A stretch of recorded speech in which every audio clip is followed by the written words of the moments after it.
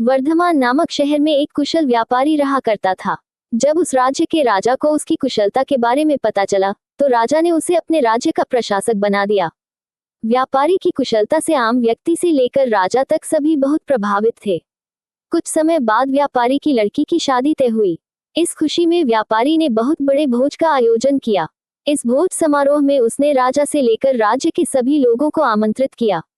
इस समारोह में राजघराने में काम करने वाला एक सेवक भी आया, जो गलती से राज परिवार के सदस्यों के लिए रखी कुर्सी पर बैठ गया।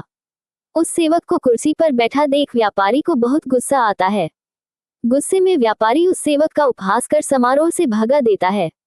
इससे सेवक को शर्मिंदगी महसूस होती है और वह व्यापारी को सबक सिखाने की ठान लेता है।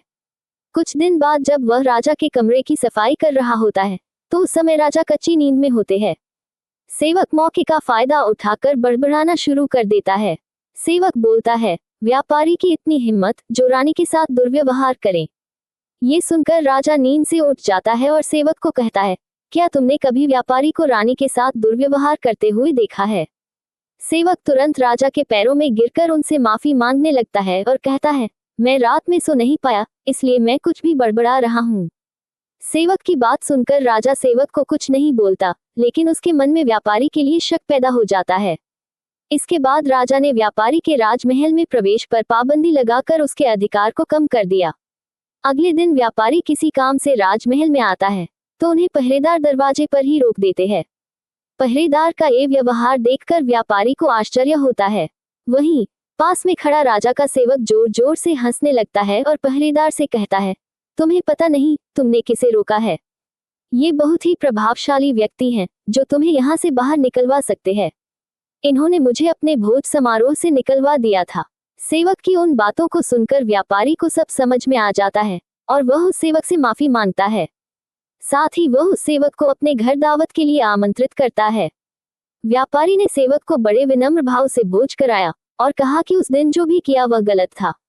व्यापारी से सम्मान पाकर सेवक खुश होता है और कहता है, आप परेशान न हो, राजा से खोया हुआ सम्मान आपको जल्दी वापस दिलाऊंगा।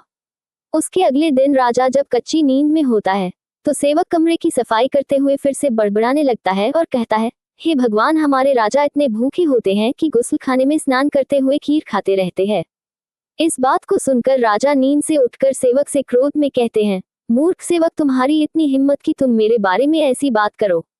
राजा के क्रोध को देखकर सेवक पैर में गिरकर माफी मांगता है और कहता है, महाराज, रात को मैं ठीक तरह से सो नहीं पाया, इसलिए कुछ भी बड़बड़ा रहा हूँ। फिर राजा सोचने लगता है, अगर ये सेवक मेरे बारे में ऐसा बोल सकता है, तो उस व्यापारी के बारे में भी झूठ ही बोल रहा होगा। अगले ही दिन राजा ने व्यापारी को महल में बुलाया और उन्हें उनसे छीने हुए सभी अधिकार वापस दे दिए। कहानी से सीख, किसी को छोटा समझकर उनका मजाक नहीं उड़ाना चाहिए। सभी का सम्मान करना चाहिए। किसी को नीचा दिखाने से एक दिन खुद भी अपमान का सामना करना पड़ता है।